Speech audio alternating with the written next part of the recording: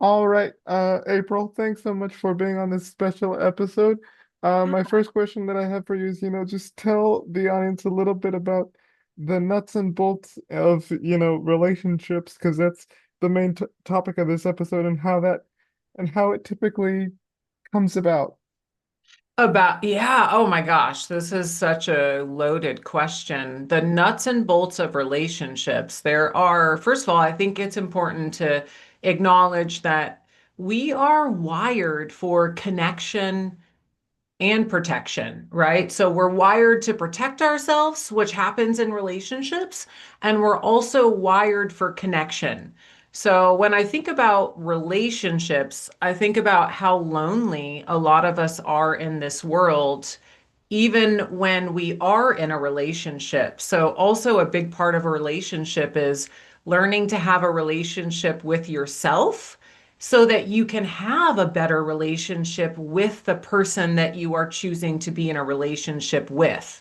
Okay, that being said, what would be the nuts and bolts of a relationship? I think about attachment patterns, which are a really big deal in relationships. I think about communication, which is like another nut and bolt to that. Those are two big pieces to relationships. And I think that will get us started. This is, like I said, such a huge question. There's so much to this. Hmm. Yeah, and so like for example, let's take it from the perspective of like meeting someone. How does it usually begin? Because usually you'd think, you're meeting someone at a bar or a cafe, but now like dating has been so different, with dating apps and all that stuff. So I don't How, know if you could how answer do we that meet question, but people? Yeah, you're so right. Things have changed in so many ways.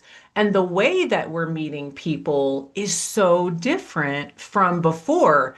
And if we take a little moment to think about history, I think it's really important to pick up or to talk about the fact that long time ago, decades and decades and decades ago, we were not in relationships for the romantic connection.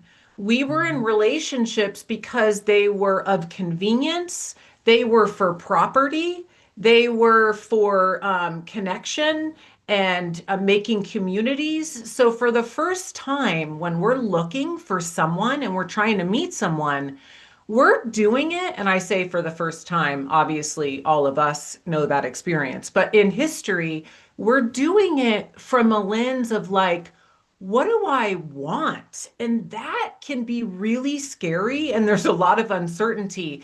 That is important when you think about when we meet people, we put a lot of pressure on ourselves, which then gets in the way of getting to know someone. So we used to meet people, I think, a lot in like what, churches, Mhm. when religion, right? Organizations, your workplace is another, that could be complicated though. But now we meet people online, right? I mean, Mhm. if you are you in the dating world? Am I in the dating world online? No, Okay. I'm sort of the more traditionalist.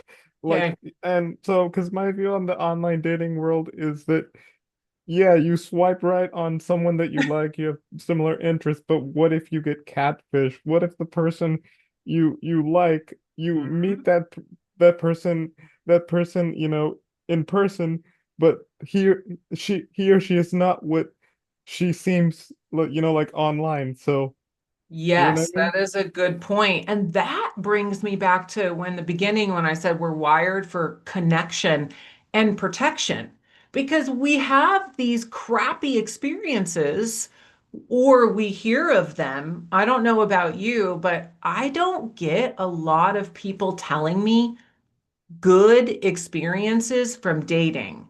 If I were to be in the dating pool right now, I'm going to be totally transparent. I would be so nervous because of all the things I hear.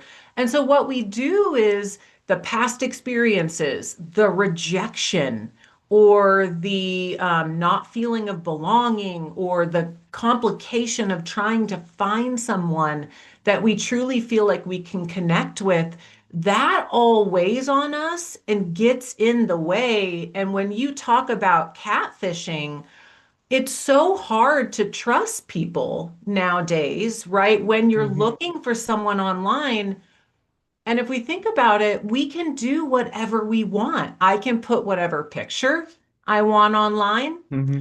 I can say whatever I want. And so, as the person that's like looking for someone reading this, I'm like, well, can I trust that what they're saying is actually true? And if I've had some really negative experiences, I'm going to be guarded. And this isn't just emotional. This is your nervous system coming into play here biologically, saying, "Hey, we need to scan for danger because we've been, traumatized dating, or we've been Hmm. abandoned, or we've been rejected, and or we've been catfished, and I don't want that."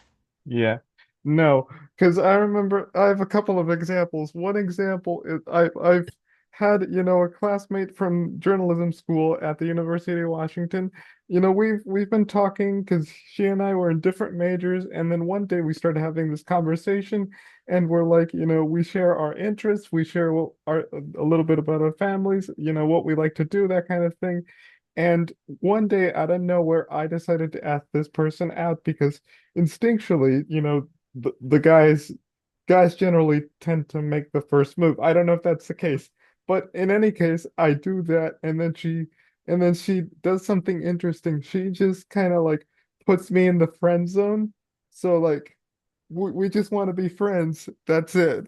Like what? I just told you about my family. I just told you about my history. I get to know your family, your side, but and now you're friend zoning me. You're like, what? That is really confusing. First of all, that just sucks when you don't want to be in the friend zone. And I will agree with you. I tend to hear that. I think stereotypically, if we think about gender roles, that guys probably do make the first move. I Mhm. also feel like besides that, we've moved. I know a lot of women that would make the first move, but I would say majoritarily, I think that guys do make the first move from Mhm. my knowledge. And that sucks to be put in the friend zone. And from your side, if you think about it from the protection lens and why also it complicates, if I'm constantly being put in the friend zone, why do I want to put myself out there? And how confusing for you. I'm going to use your story because we have all these things in common. We're talking about these deep things with each other, and obviously we get along. And then I put myself out there and say, all this is going well. How about we go and try the next step? And Mhm. then we get friend zoned. And then, Yeah. I mean, You're like you're stuck on square one. yeah. And then I would assume, correct me if I'm wrong, that you're not really motivated or encouraged to do No. that again if the situation presents Mm-mm. itself. Nope. Yeah. So then it's like, well, how do I, as an individual, and this is what I think a lot of us, well, not us, I'm not in the dating world, but a lot of people struggle with is how do I work with myself in all of this uncertainty and these experiences that lot we're carrying that are negative? Like, how do I put that aside and learn to put myself out there and find someone without getting discouraged? And that's what I'm hearing from a lot of people nowadays. Yeah. I'll give you another example. Just yesterday, I was chatting with someone on LinkedIn. She and I are a journalist, from different states or whatever. We get to Yeah. know each other, that kind of thing. We talk about, what we cover, all that stuff. And then we sort of talk about where we're from, that kind of thing. And I wanted to sort of talk further to this person. So like, because exchanged with, I told her, why don't we exchange phone numbers, get to know each other? And then she was like, I just don't want to talk with you further. And I said, did I do anything or say anything inappropriate? And she said, no, no, no. It's to me, it feels flirty. Like what? Like, Flirty yeah. because you ask for her phone number. That's how she viewed it, but I didn't think it was flirty. What did you say to her? I'm like, oh, okay, like I just kind of like stopped or like I Yeah, was kind of weirded out. for Like what? sure. Because you have to then, in that position, if your intention was not to, hey, could this be something more? If your intention was truly just to continue that connection, Yeah, for which it was. it was. Okay. So then you have to take a step back and navigate through the emotions and not personalize that, which happens a lot, right? Someone interprets something that you're doing as she did as flirty. You didn't mean it that way. No. But instead, what could she have done? And no judgment on her at all, right? Nothing she said was wrong. What I could have said is, hey, you want to talk on the phone? What are your intentions for talking on the phone? Right? And what would you have said to that? Y my intentions for talking on the phone would be to like to get to know you better, that kind of thing, take it to the next level, so to speak. In the next level, just to get to know her. And then is Know there her any better. Yeah. know Hmm. her better? Okay. Is there any part of you that would have wanted something more at this moment, or was your intention just to get to know her better? Just to get to know her better and kind of see where it goes. Which is really beautiful because that's how relationships really work long term, is when we take the chance. And see, this is a great example of what I'm hearing and seeing is we are stopping each other from actually moving forward and connecting in ways that could be beneficial for both of us because of beliefs or myths or just the sheer unwillingness to be direct and ask what the other intentions are of the other person. Because if that were you and I said, hey, well, we could do that, definitely. Like, what would you like? Like, we talk on the phone. What is your intentions? And you say, just to get you know you better in a different way. And I could say, you know what? Thanks so much. I'm not really a person who likes to talk on the phone. Do you mind if we just keep it this way? And see, then I'm sharing information with you, and we could have still gotten to know each other. Yeah.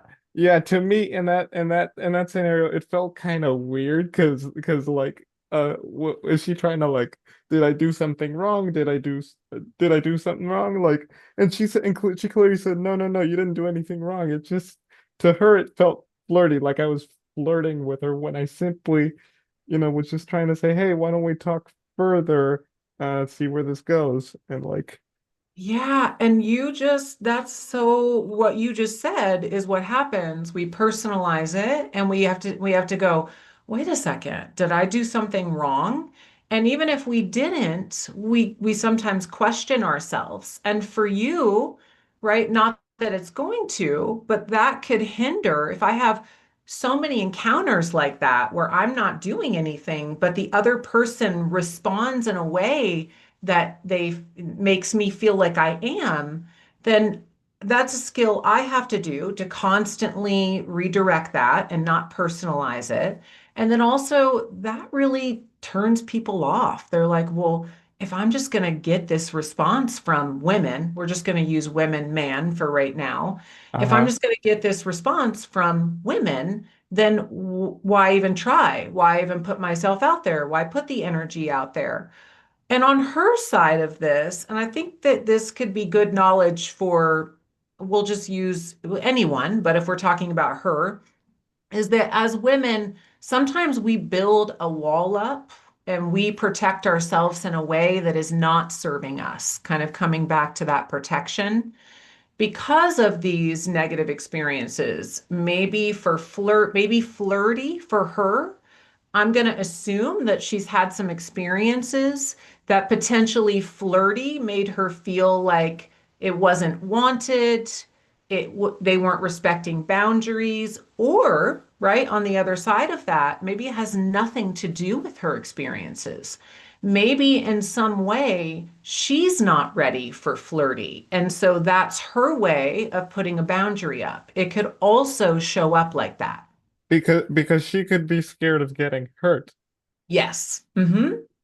Exactly. And And so so, that's why you build that wall for mhm. protection. But see, here's the thing on your side, you don't know that. So I don't know that. Mm-mm. you have to create this narrative and figure it out on your own. What could have been beautiful, and not everyone feels comfortable doing this. And I get it. It's hard to find the words when we're living in the uncomfortable. But let's say you are listening and you are that woman or that person or that man that is kind of like, just I don't really put myself out there. I engage in some avoidant type behaviors because I'm protecting myself. You can tell people, you can be very clear without sharing a ton of information. She could have said to you, "Hey, I really enjoy our conversation.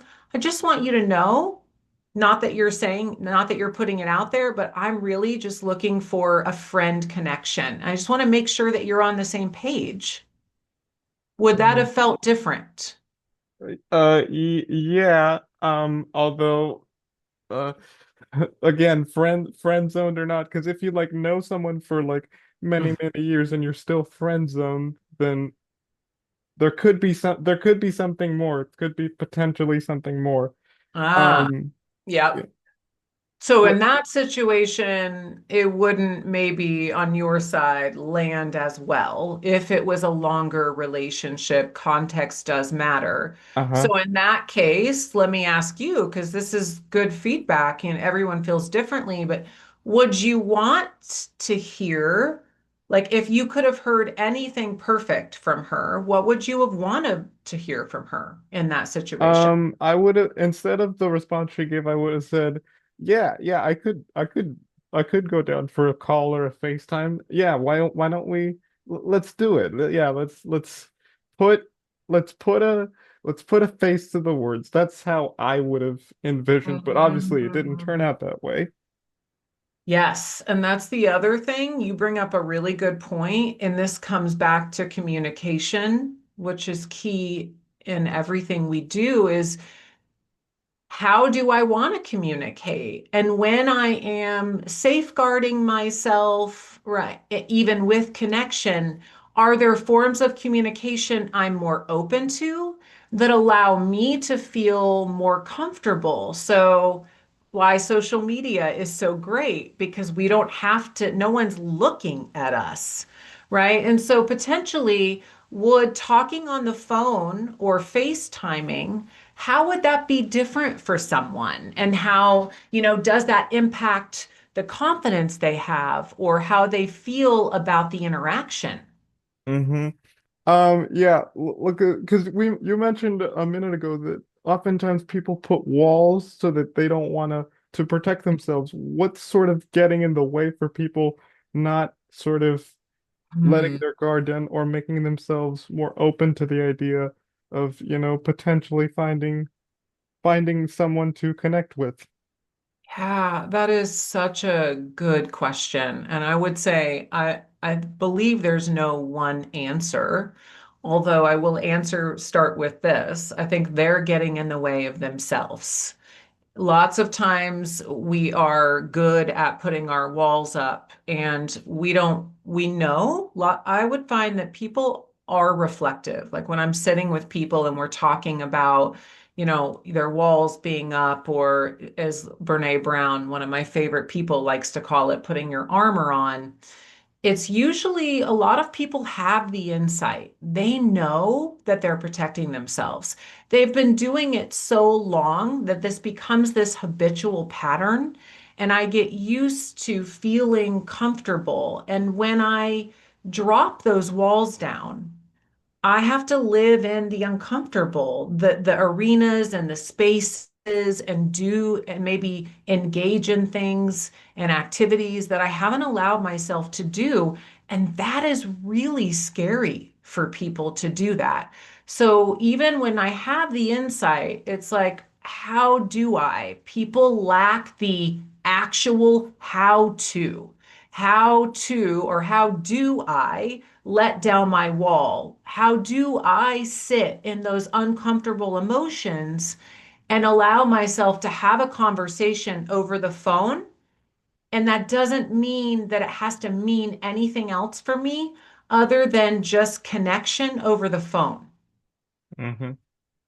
So we're getting in our own ways. And if I didn't know that, right? Let's say I didn't have the insight, then it would be harder for me to find connection and engage in relationships that I'm going to really benefit from.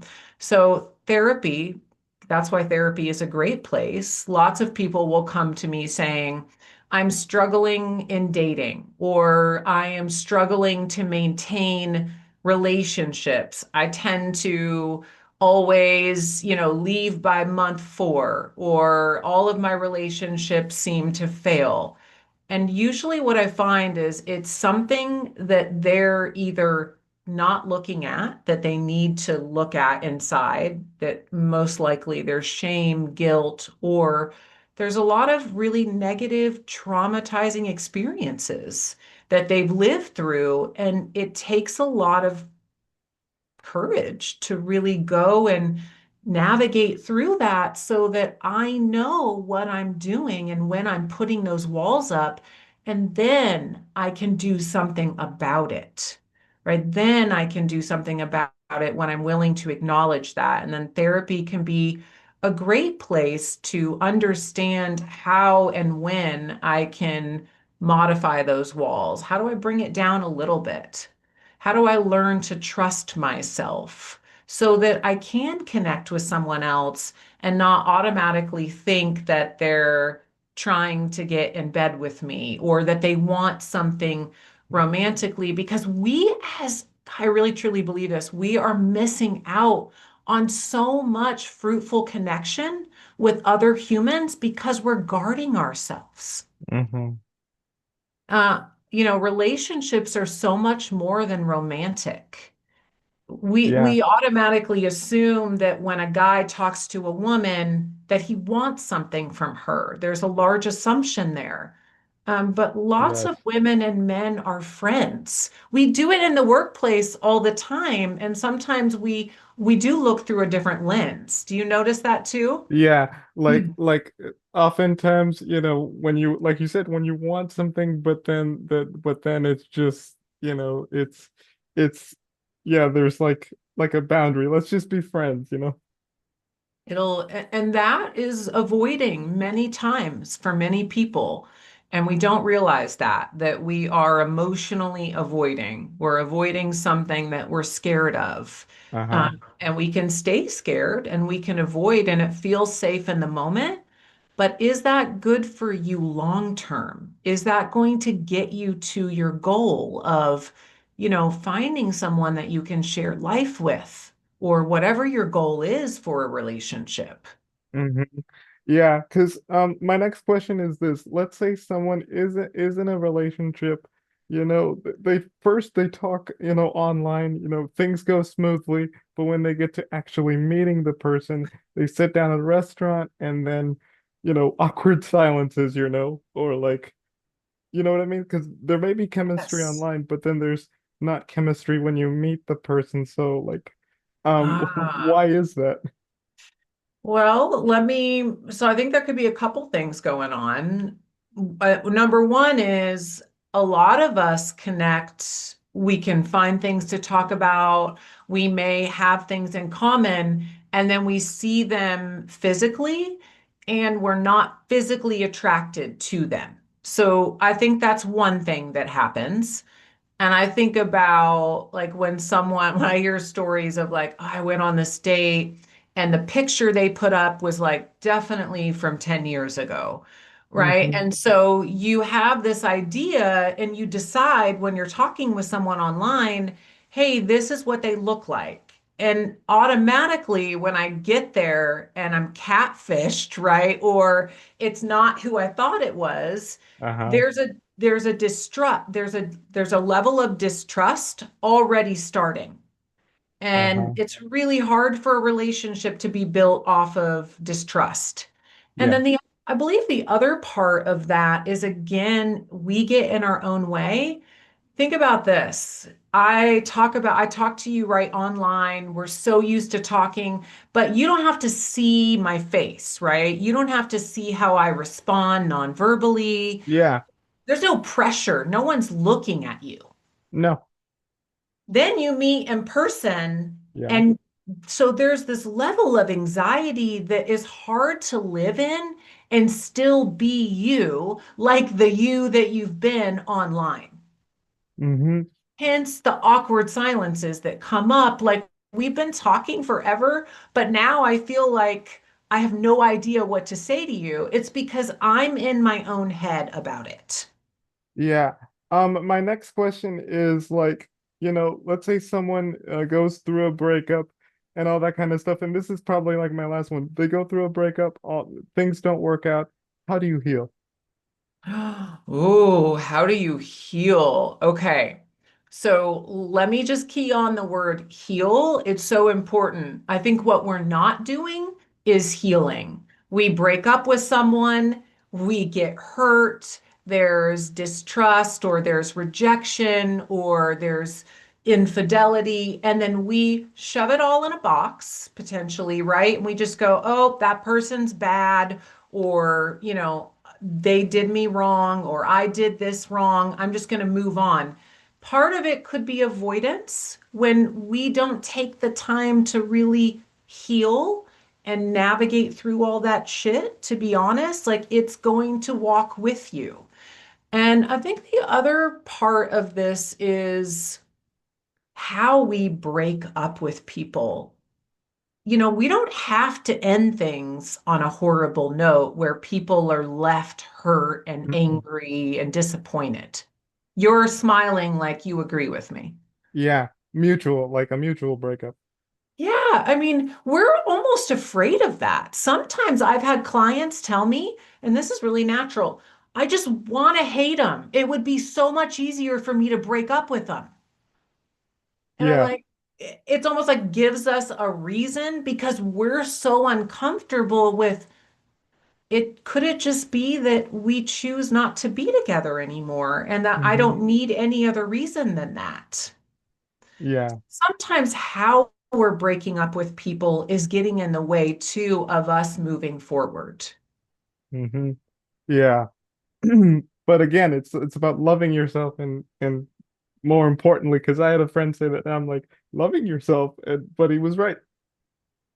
It is about loving yourself, which that's when I will come back full circle to what I start when I we started talking is it's about connection with ourselves because we have to learn to be okay with ourselves and to love ourselves. It's only then can we look and seek and find other people that we're going to want to be with, right? When we can live and know our true self. So, number one key, y'all, is learning to get to know yourself and be okay with who you are. Hmm. Exactly. All righty.